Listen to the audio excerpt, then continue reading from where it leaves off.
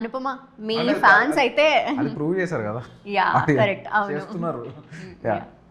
Anupama fans అయితే అసలు మీకోసం ఎదురు చూస్తూ ఉంటారు ఎప్పుడు సినిమా వస్తుందా అని. అంటే అది ఏ మంత్ ఏ ఇయర్ ఎప్పుడు అనేది అవసరం లేదు వాళ్ళకి, అనుపమ వస్తుందంటే చాలు.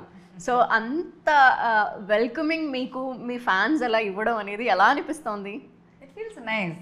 అంటే యాక్చువల్లీ నేను ఈసారి లైక్ వాళ్ళ రియాక్షన్ నేను చూడలేదు, నాకు టైం దొరకలేదు. ట్విట్టర్లో ఫేస్బుక్లో వాళ్ళు మెసేజ్ పెడతారు కదా, ఇన్స్టాగ్రామ్లో అంతా, అది నేను ఈసారి చూడలేదు. చూడాలి, అంటే వీళ్ళు ఇలాంటి ఒక రూపం ఎప్పుడు చూడలేదు కదా.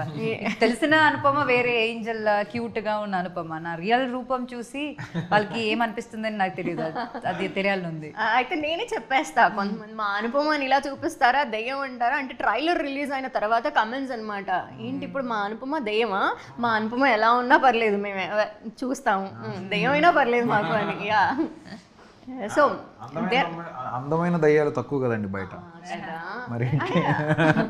Yeah super. మీ ఫ్యాన్స్ అయితే మిమ్మల్ని ఎలా ఉన్నా వెల్కమ్ చేయడానికి రెడీ, కాబట్టి మీరు ఎలా ఎంజాయ్ చేస్తున్నారు ఈ సక్సెస్ని? It is nice, it is like అంటే మంచి సబ్జెక్ట్ అని ముందు నుంచి తెలుసు. And for horror film execution is very very important. అది వీళ్ళు ఎలా చేస్తున్నారో నాకు తెలీదు, నేనున్న సీన్లో ఓకే పర్లేదు అనుకున్నాను, కానీ లైక్ అవుట్పుట్ వచ్చినప్పుడు లైక్ డైరెక్షన్ కావచ్చు, హిస్ వర్క్ కావచ్చు, మ్యూజిక్ కావచ్చు, cinematography and all that suspense mystery is created well. So feel happy and satisfied. Yes. Yeah sir మీరు మాత్రం చాలా సైలెంట్గా ఉన్నారు అండి. మీ బిగ్గెస్ట్ ఫియర్ ఏంటి? ఇంటర్వ్యూస్. అవునా? అది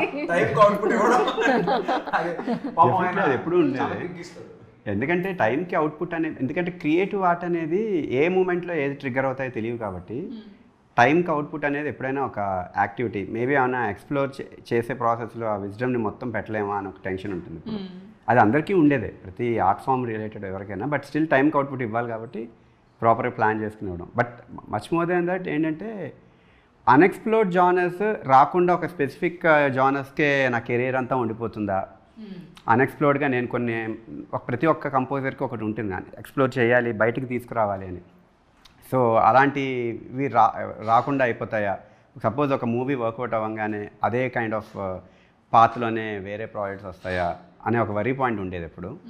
లక్కీలీ నాకు ఇనీషియల్ కెరియర్ నుండే ఒక్కొక్క మూవీ ఒక్కొక్క జానర్ స్పెసిఫిక్గా నాకు వచ్చింది ఆపర్చునిటీ.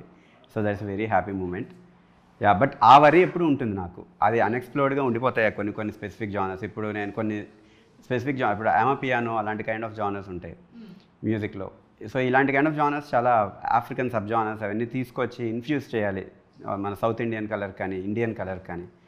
సో అలాంటి ఆపర్చునిటీ రాకుండా అయిపోతుందని వరీ అవుతూ ఉంటాయి, బట్ అది ఎప్పుడు అవ్వలేదు. లక్కీలీ అన్ని పాజిటివ్గా వెళ్తున్నాయి. మేమైతే ఇంకా మీ పిల్లారా దగ్గరే ఉన్నాము. Thank you. సో అట్లా అక్కడ నుండి ఇప్పుడు ఇందులోకి తీసుకొచ్చారనమాట మమ్మల్ని. Thank you. ఇవి కాకుండా సినిమాల్లో కాకుండా మ్యూజిక్ పరంగా కాకుండా ఏదైనా ఫియర్ ఉందా? ఏమీ లేదు, ఒక్కొక్కరికి ఒక్కొక్క భయం ఉంటుంది కదా, అంతేనా? ఏ భయాలు లేవు?